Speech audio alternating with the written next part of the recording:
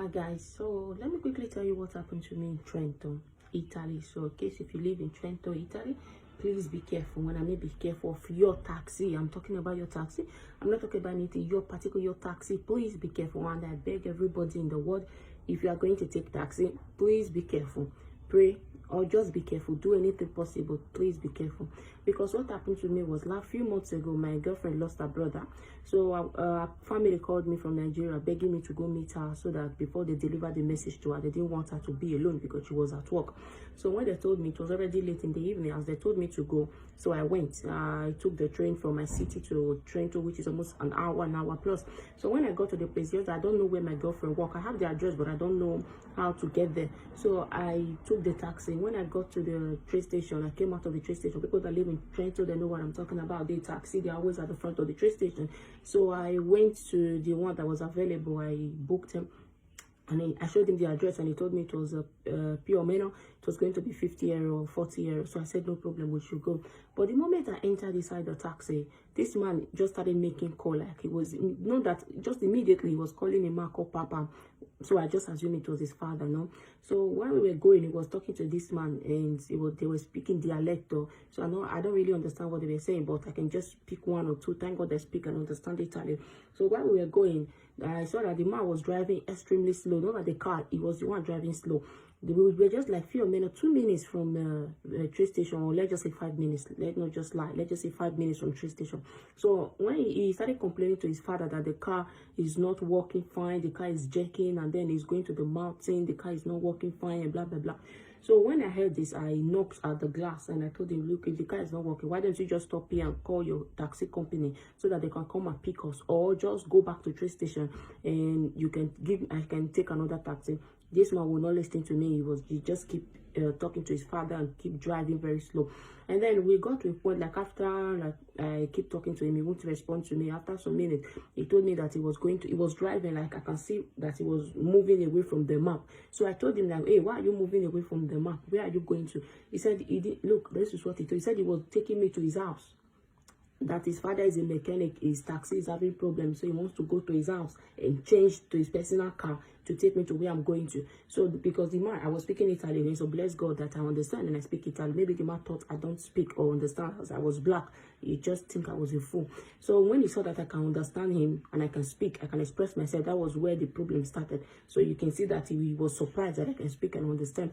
So I started asking him that, where are you taking me to? He said he was going to his house, he wants to change the car. His car, I was like, this car doesn't have problem. This car has problem like every other time. Stop the car and call your company. They will send another taxi immediately. This man will not do that. He will not call the taxi company. There was other taxi passing by. One taxi even stopped and asked him, called him on the phone. When they saw that the car, like we were like, maybe they saw we arguing inside the car, they stopped, they called him like, what's happening? This man told them everything was okay, no problem. I was freaking out. I was scared. Where are you taking me to? So the man was just driving away. So I started screaming. I started like arguing. Then when I saw he wasn't listening to me, so I took my phone and then I started calling my friends. I started explaining to them, you know, speaking Italian, describing the man, describing the taxi, describing where we're going to, the address, any sign I see, I will just tell them this is the sign, or this is what the post said. This is the. So when the man saw that I was implicating him, he stopped on one like very strange road. He stopped there and he was like, hey, why are you doing this? My house is not your far. Where you are going to is far. Let me just change my car. I'm like, why would you change your car? There is no way that said any law that said a taxi can go and change his personal car. I will not follow you to your house. This is like strange. This is bad. Call a taxi company. They will bring taxi. Or stop me and let me just.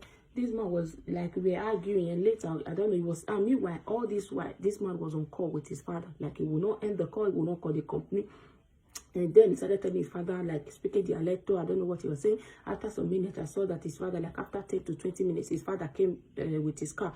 And when the man came with one red small car, unregistered, not another taxi car, or just normal private car. The man came and he was like, oh yeah, follow me, let me take you to where you are going to. So that was when I started screaming, like, wait, do you people want to kill me? What is this nonsense? Why will I follow you on registered car? I took taxi from the train station. Now you want me to follow you, the father, not even the son, you, the father, on registered car. I started telling the mother, do you think I'm stupid? Look, I grew up here, so I'm not stupid. I cannot follow you. Wait, one, you are not registered. You are not under the taxi company. Two, this car that you brought is unregistered. Then why do you expect me to follow you? He was like, don't worry. I will take you to wherever you are going to, no problem.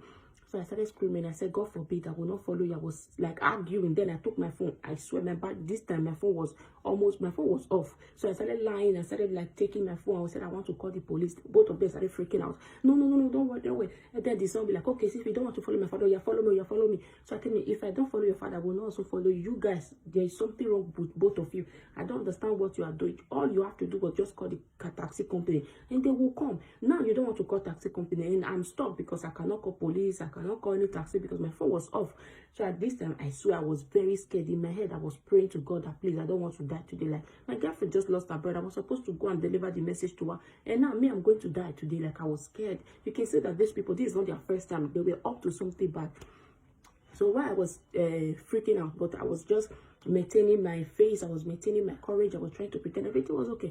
And then later, when they both of them saw that I was arguing, I refused to follow them, and then I was taking my phone, pretending I was taking pictures of their plate numbers, and then both of them started speaking their letter. Later they told me that okay, they have called taxi company, and then I was like, why? So I saw the guy calling the making the call from his car, and then it was not taxi company, it was a car called Claudio. He said the Claudio is a taxi manager, blah blah blah. I said okay, no problem. And then after like 30 minutes, it was raining. Under the rain, I saw the taxi man pull up. So when taxi man pull up, but they just look irritated about me, like they were just speaking their letter.